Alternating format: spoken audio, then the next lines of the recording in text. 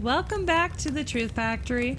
First, I want to thank all of the people who are supporting me on Patreon. Really appreciate that. If anyone out there likes these videos, a link to my Patreon and to my Twitter are down below.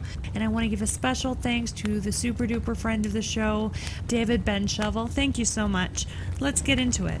I was just working on a story about some leaked intelligence emails and I paused that because this story came up and it's super interesting. I'll probably still publish my other video about Ukraine collusion later, but for now let's dive into Elizabeth Beck's testimony that she gave on Infowars. Now if you don't know, Elizabeth Beck and her husband own Beck & Lee Law Office and are the lawyers on the case against the DNC. They're also the ones who claim that Debbie Wasserman Schultz called them trying to snoop around using a voice changer, but Debbie Wasserman Schultz didn't block her number first because we all know DWS is a super genius.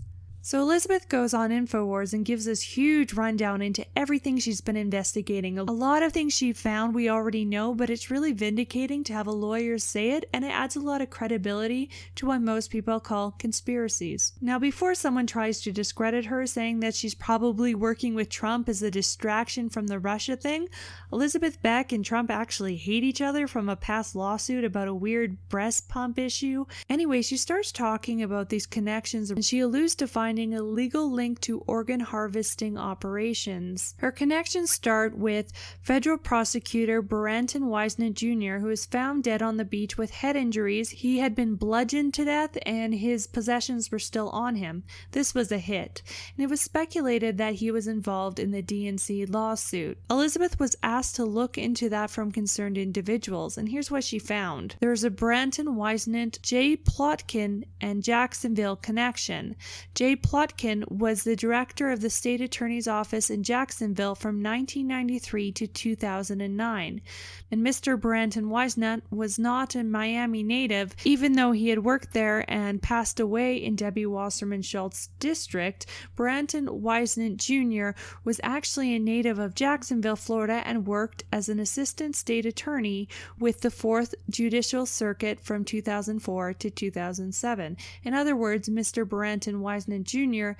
and Mr. J. Plotkin worked together at the state attorney's office at the same time. She says that there's a Jacksonville Mayo Clinic connection. The Mayo Clinic has a hospital in Jacksonville, Florida. There's a Mayo Clinic Judge Harvey E. Schlesinger connection. A lawsuit was filed in 2015 in federal court in Jacksonville against the Mayo Clinic in connection with an organ transplant case. The judge presiding over that case was the Honorable Harvey E. Schlesinger. There's a Judge Harvey E. Schlesinger, J. Plotkin, and Brenton Whisenant Jr. connection.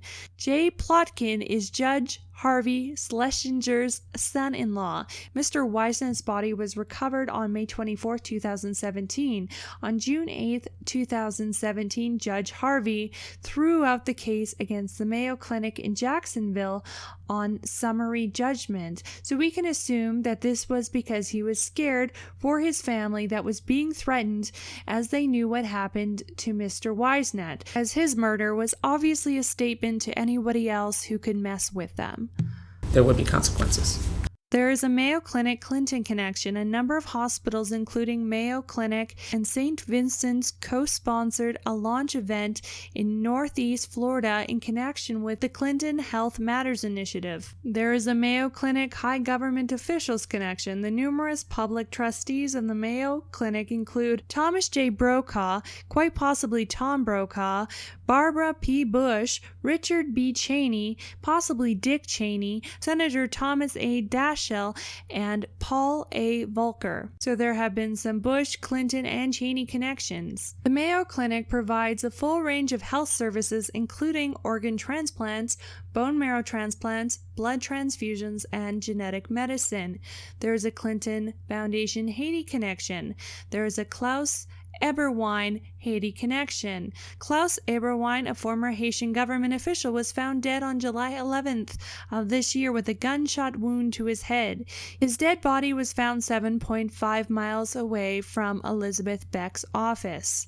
There was Peter Smith, who had a Mayo Clinic connection. Mr. Peter Smith purportedly took his own life on May 14th in a motel in Minnesota called Aspen Suites. Aspen Suites is across the road from St. Mary's campus of of Mayo Clinic and is almost exclusively used by patients of the hospital. And of course we know that he left a suicide note that said that there was no foul play whatsoever. And we know that he was searching for Clinton's emails. So the recent deaths were Peter Smith, May 14, 2017, Baranton Whisenant, May 24, 2017, Klaus Eberwein, dead July 11, 2017. Now all three of these people were connected either by the Clintons or they were investigating the Clintons specifically.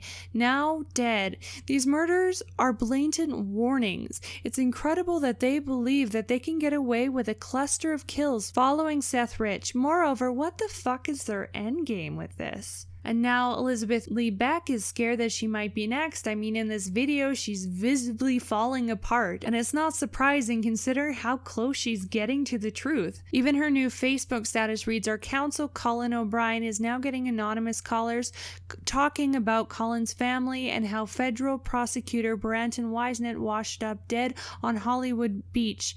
Same county as Colin. We are sitting ducks. And what I found most terrifying in this video was her body language. She's obviously distraught, but look how her eyes bug out at 8:53 when Owen says organ transplant. The organ transplant.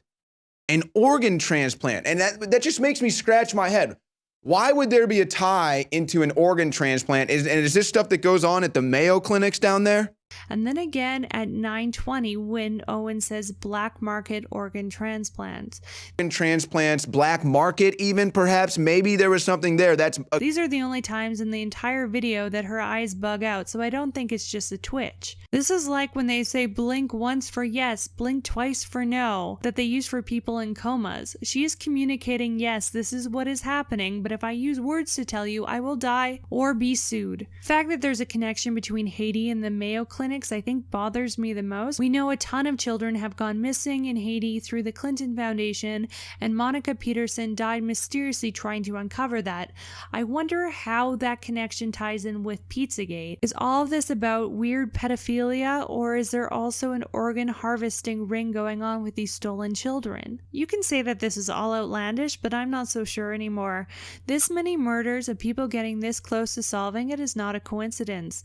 These are crimes against humanity happening at the hands of Clinton and the elite. And maybe now there's a small glimmer of hope that liberal attorneys like the Becks might have a small chance in hell to truly take down these sick Clinton, Bush, pizza party, organ-loving vampires.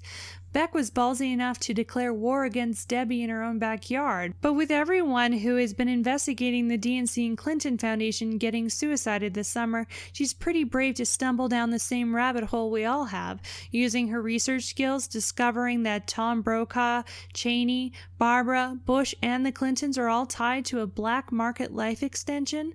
Infowars is there to document her findings and her genuine fear of being killed. This entire black pool of horror is bubbling to the surface for normies to see. I wouldn't be surprised if Clinton and Debbie Wasserman Schultz try to flee to Papa Soros for immunity, but he's going down too. Everyone's going down. And this cat is going to be here every step of the way. Thanks again, guys. Have a great night.